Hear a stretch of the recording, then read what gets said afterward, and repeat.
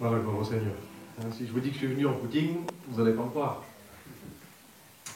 Vous savez, je pensais à un verset dans la Bible. Je me disais, s'il m'appelle, j'aimerais citer ce verset que vous connaissez tous. C'est ce fameux verset de l'Évangile de Matthieu, chapitre 9, verset 23. Il est écrit, tout est possible, mais c'est conditionnel. Il y a une condition à remplir, et la condition est à celui qui croit. Jésus a dit à Marthe et Marie, ne t'ai-je pas dit que si tu crois, tu verras la gloire de Dieu. Ça veut dire que si on croit en lui, en celui que Dieu a envoyé, Jésus son Fils, ici présent dans ce lieu ce soir, alors tout devient possible. Il est possible de recevoir même ce qu'on n'a pas espéré recevoir ou alors imaginé. Je vous parle d'une expérience courtement. Il y a quelques années maintenant de cela, j'étais sur cette place à Lannion et j'étais avec Nono.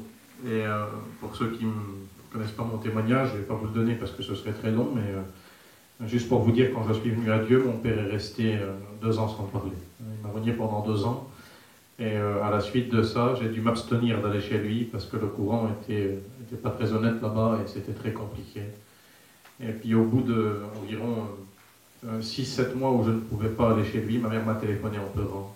On m'a dit, mon fils, écoute, donc elle dit, si je comprends bien, elle dit, maintenant tu es dans une religion et puis tu nous renies, tu nous parles plus, tu veux plus entendre parler de nous, tout ça. Et j'ai dit, écoute, maman, non, c'est pas comme ça. J'ai dit, aujourd'hui, j'ai accepté que mon père me renie pendant 2 ans. Je ne peux pas me permettre de rentrer chez lui et de me brancher sur du courant volé, c'est compliqué. Moi, je ne pouvais pas, du moins, pour moi, ce n'était pas possible. Et je disais, ma mère, ça aurait servi à rien, l'acceptation. J'ai accepté que mon père ne me parle plus, tout ça.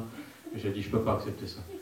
Et donc, elle a pleuré, elle a dit, mon fils, on ne se verra plus. J'ai dit, écoute, tu viendras un coup d'auto, ma mère, tant pis. Et puis, le temps a passé, quelques jours ont passé. On a fait une réunion de jeunesse avec le frère Tyson. Et dans cette réunion de jeunesse, Tyson disait aux jeunes qui étaient devant lui, il disait, écoutez, est-ce que vous croyez que Dieu est capable de répondre à vos prières? Alors les jeunes disaient, bien sûr, nous le croyons. Comme ce soir, je pourrais vous poser la question, vous y croyez? Il n'y a pas Dieu. Il y en a que 2 qui y croient. Est-ce que vous y croyez? Ah, gloire au Seigneur, on est plusieurs. Et donc, c'est ce que les jeunes ont répondu ce jour-là. Et puis, Tyson a dit, écoutez, faites part de l'un de vos problèmes, nous allons tous prier ensemble avec l'auditoire, et je crois que Dieu va répondre. Et puis les jeunes étaient un peu timides, ils avaient un peu du mal à se lancer, si vous voulez. Une fois qu'il y en a un qui a parlé, c'est bon, le reste, ça suit après. Et le premier, c'est toujours dur. Et puis moi, je me suis levé, sans réaliser réellement ce que je faisais. J'ai dit, voilà, moi j'ai un problème. Mon père ne parle plus depuis 2 ans et je ne peux plus aller rejoindre mes parents chez eux. Et parce que le courant n'est pas honnête là-bas et c'est très compliqué. Ma mère a pleuré et puis c'est très compliqué. Et ça faisait, je vous dis, plus de moins 7-8 mois. Je ne sais pas si tu te souviens de ça, Rudy, non? Tu n'étais pas là, non? Au moins 7-8 mois que je ne pouvais plus aller chez eux et c'était très très très compliqué. Et donc du coup le frère Tyson il m'a dit, écoute, on va prier le Seigneur. Et il a dit, est-ce que tu crois que le Seigneur va faire quelque chose? Ben j'ai dit oui, je le croyais. J'avais la certitude que Dieu était capable d'agir. Il m'a dit, avant la fin de la semaine, on devait être un vendredi de mémoire, non jeudi, on était jeudi. C'était un jeudi, il a dit avant la fin de la semaine, il a dit ta mère t'appellera et tu auras des bonnes nouvelles. Tu pourras aller rejoindre ton père.